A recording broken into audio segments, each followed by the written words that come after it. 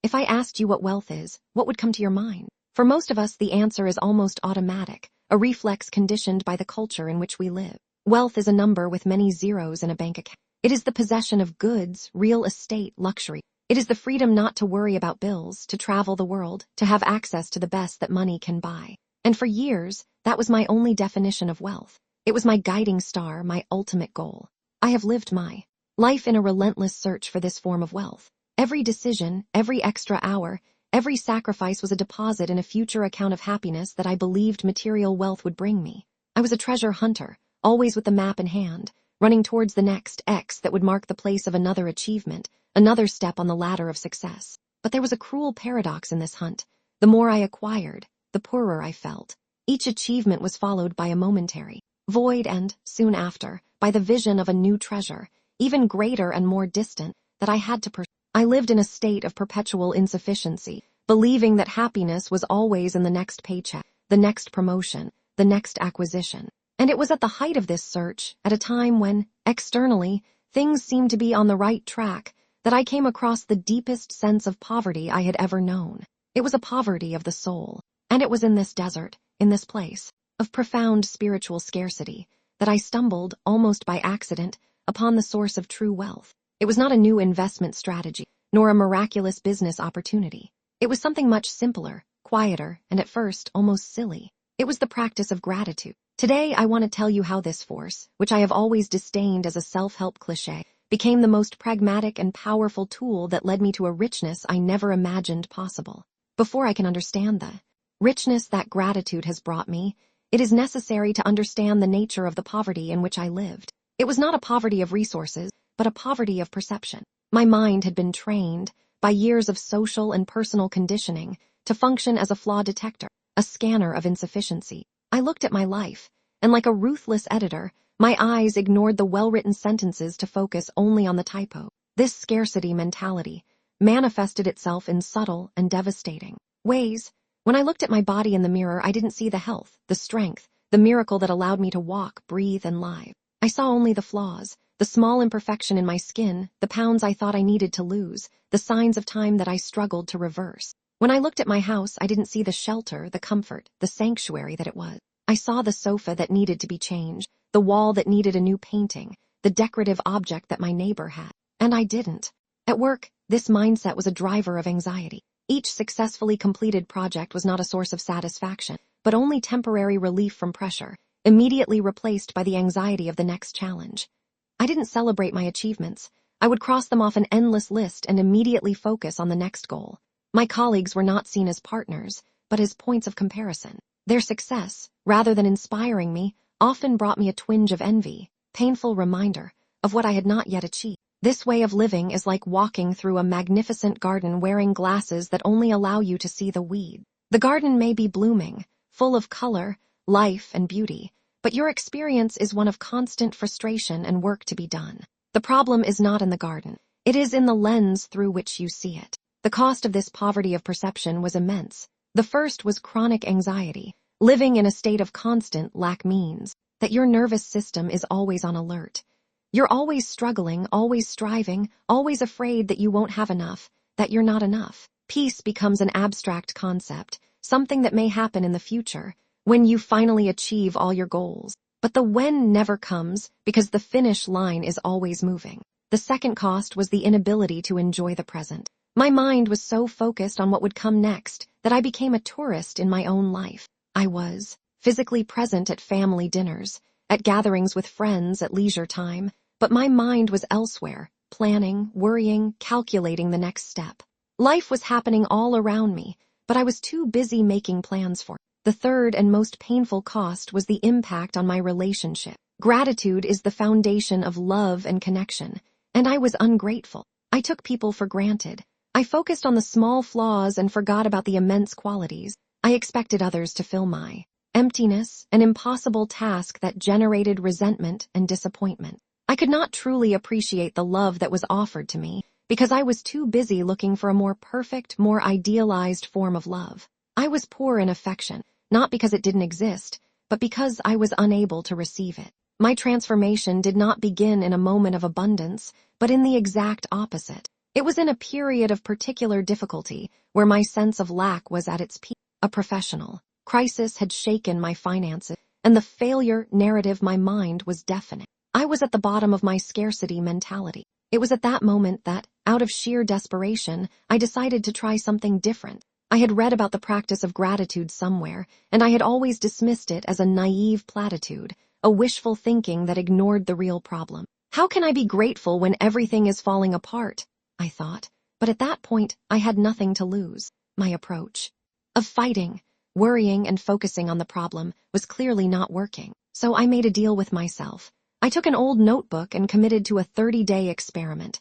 Every night before bed, I would force myself to write down 3 things I was grateful for that day. The key word here is force, because, at first, it seemed like the most artificial and dishonest task in the world. I vividly remember the first night. My mind was a whirlwind of financial worries and self-criticism, and there I was, pen in hand, trying to find something to be grateful for. It seemed like a bad joke. With a lot of effort, I wrote banal things. 1, the coffee I had in the morning. 2, have a warm bed to sleep in. 3, a phone call from a friend, even if I didn't get to enjoy the conversation. I felt ridiculous. In the following days, the resistance continued. My cynical mind struggled with exercise. This is a waste of time. This will not pay my bills. This is just a form of self-deception. But I kept my commitment. I continued to search, every night, for 3 small pieces of evidence that my life was not a complete disaster. And then, slowly, something began to change. Not in the outer world, but in my inner world. Around the 10th day, I realized that my search for the 3 things of the night was starting earlier. During the day, I found myself noticing little things. The warmth of the sun on my face during a hike. The smile of a stranger on the street. The taste of an apple. They were moments that had always been there, but that my scarcity filter made invisible. I started hunting for moments of gratitude throughout the day, to have ammunition for my nightly list. What I didn't realize at the time is that I was actually rewiring my brain. I was training my mind to change its search pattern. Instead of scanning the world for threats, flaws, and problems, I was teaching her to scan the world for gifts, beauty, and small joys. I was trading my scarcity lens for an abundance lens. That was the first and most fundamental form of wealth that gratitude gave me. Even before my financial or professional circumstances changed, I was already richer. My wealth had multiplied, not because my assets had increased, but because my ability to appreciate the assets I already owned had exploded. This is the wealth of perception. It is the shocking discovery that abundance is not something to be sought in the future, but something to be recognized in the present. I realized that my life, even in that moment of crisis, was extraordinarily rich. I had a body that worked. I had people who cared about me. I had access to drinking water, food, a roof over my head. I had access to books, music, the beauty of nature. I was living in a palace of privilege and daily miracles, but I had chosen to live like a beggar, focused only on the currency I lacked. Gratitude has not removed the problems from my life. The accounts have not disappeared. The professional challenges have not evaporated. But gratitude changed my relationship with them. Problems have ceased to be the totality of my experience and have become only a part of it. They were the weeds, yes, but now I could see the rest of the garden. And the beauty of the garden gave me the strength and perspective to deal with weeds in a much calmer and more effective way. This change in perception was the foundation of all the wealth that would follow. Because, as I felt richer, I started to act in a different way. My energy has changed. Hopelessness was replaced by a calm appreciation, and the fear of lack was replaced by a confidence in the sufficiency of the present. I didn't know it yet, but when I found the first coin of this new wealth, I had stumbled upon the map that would lead me to all the other treasures. After gratitude began to redecorate my inner world, transforming my perception of reality, its power began to overflow, to radiate outward. And the first area of my life that was touched and healed by this new energy was my relationship. I discovered the second and perhaps most precious form of wealth, the richness of human connection. Looking back on my life in the scarcity mentality, I realized that I treated people as if they were resources.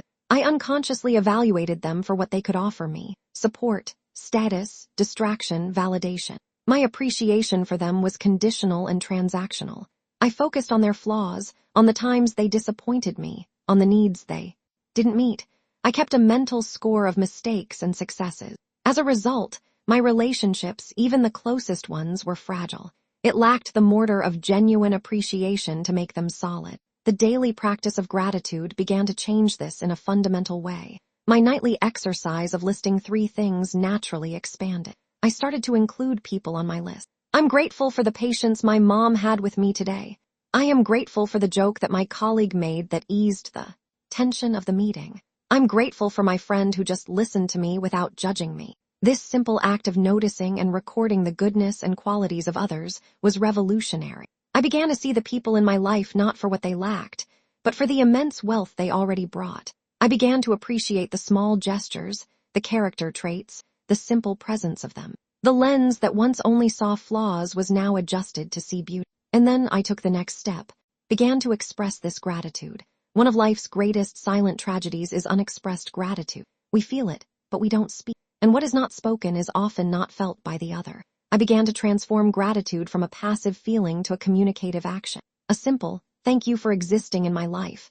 I really appreciate your help today, or I just wanted to say that I am grateful for your friendship, started to be part of my vocabulary. The effect was like watering a garden that had been dry for years. People flourished under the sun of appreciation. The expression of my gratitude made them feel seen, valued, important. The dynamics of my relationships have completely changed. Conversations have become more open and vulnerable. Confidence deepened. Small irritations and disagreements, which once seemed enormous, began to diminish in size as they were now contextualized within an ocean of mutual appreciation. I found that the richness of having a strong support network, of having people you can count on, of feeling genuine belonging, is one of the most powerful forms of security and happiness there is. It is a type of wealth that money cannot buy and that crises cannot erode. Gratitude has not given me new friends. She revealed to me the depth and inestimable value of the friends I already had. She turned acquaintances into confidants and family members into true allies. This, I realized, was the true safety net of life. With my inner world and relationship becoming richer, the wave of transformation came to my professional life. Here, gratitude unlocked the third form of wealth, the wealth of opportunity and creativity. In the scarcity mentality, my professional focus was always on what was wrong. The boss who didn't value me, the salary that wasn't enough, the project that was boring, the door that was closed. This perspective put me in a position of victim, of powerlessness. I hoped that an external opportunity would come to save me from my unsatisfactory situation. The practice of gratitude forced me to reverse this perspective. Even in the professional situation that I considered problematic, I began to look for things to be grateful for. I'm grateful to have a job that pays my bills. I'm grateful for the colleague who taught me how to use that tool. I am grateful for the challenge of this project, which is forcing me to learn new skills. This shift in focus, from seeing what was working instead of what wasn't, had a powerful effect. First, it changed my energy. Instead of arriving at work with a cloud of resentment over my head, I began to arrive with an attitude of appreciation. This positive energy was contagious and made me a person that others wanted to work with. People are attracted by gratitude and repelled by complaint. Second, gratitude opened my eyes to the opportunities that already existed around me. By being grateful for my current work, I started to see ways to make it better, to contribute more meaningfully, to innovate in small processes. I stopped waiting for my dream job and started turning my current job into a richer experience. A boss who once seemed like an obstacle, now, under the lens of gratitude, was seen as a mentor with a challenging communication style, from whom I could learn how to deal with different personalities. A boring project became an opportunity to practice discipline and excellence even without passion. Third, gratitude unlocked my creativity. An anxious, lack-focused mind is in survival mode. She has no space to create. A grateful mind is a calm and expansive mind. By reducing the noise of complaint, I created the silence necessary for new ideas to emerge. Solutions to problems that once seemed unsolvable began to appear, simply because I was in a more relaxed and open state of mind. The paradoxical result was that, by being deeply grateful for where I was, I began to attract exactly the opportunities I wanted to go the extra mile. My new attitude was noticed. I was given more responsibilities, I was included in more interesting projects, and eventually the doors that once seemed locked started to open, not because I forced the lock, but because I became the person to whom people wanted to give the key.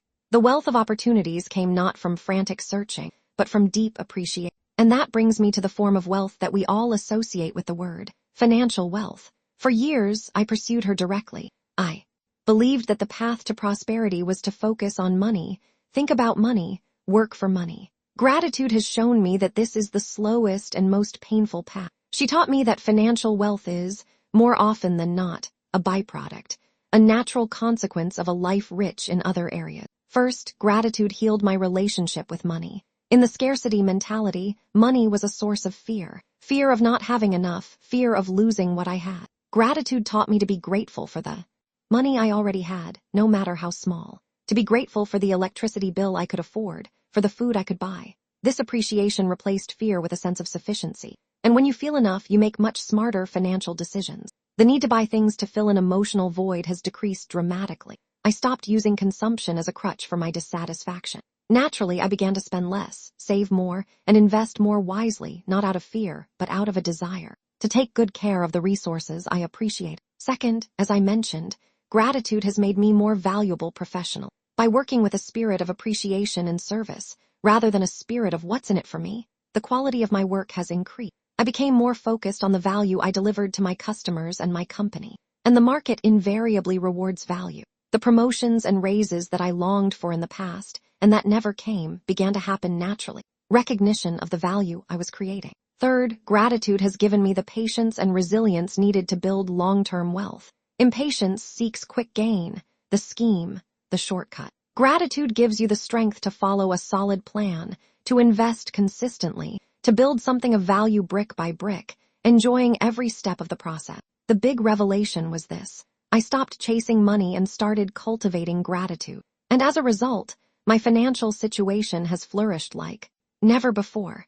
Money has ceased to be the goal and has become a tool, a consequence of a life lived in a state of inner abundance. The journey out of the poverty of the soul has taught me the most fundamental lesson about prosperity. True wealth is not something we acquire. It's something we tune into. It already exists, all around us and within us, in every breath, in every ray of sunshine, in every gesture of kindness, in every challenge that makes us stronger. But to access it, we need the key, and that key is gratitude. Gratitude is the practice of adjusting our perception to see the abundance that is already ours. It turns what we have into enough and more. It transforms denial into acceptance, chaos into order, confusion into clarity. It turns strangers into friends, meals into feasts, and a house into a home.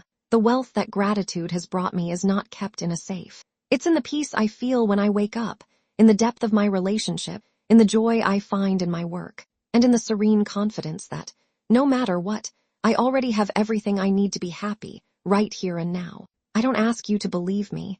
I invite you to try it for yourself. The initial investment for this wealth is almost nil. A notebook, a pen, and 5 minutes of your day. Today, I invite you not to try to change your life, just noticing it. Before you go to sleep, suspend cynicism and haste, and write down 3 things, no matter how simple or silly they may seem, that you were grateful for last day. Do it tomorrow. And the day after tomorrow, just observe what happens to your perception. Notice how gratitude hunting begins to color your day. This small act is not magical. It's a training. It's bodybuilding for your heart, focus adjustment for your soul. It is the first step on the path to abundance. What about you? What was the first thing, however small, that you felt grateful for today? Share in the comments. The act of expressing gratitude multiplies it. If this reflection helped you see wealth in a new light, leave your like and subscribe to the channel. Every day, we explore the map together for a more abundant and meaningful life. See you in the next video. And remember, don't expect to have everything to be grateful. Be grateful, and you'll find that you already have it all.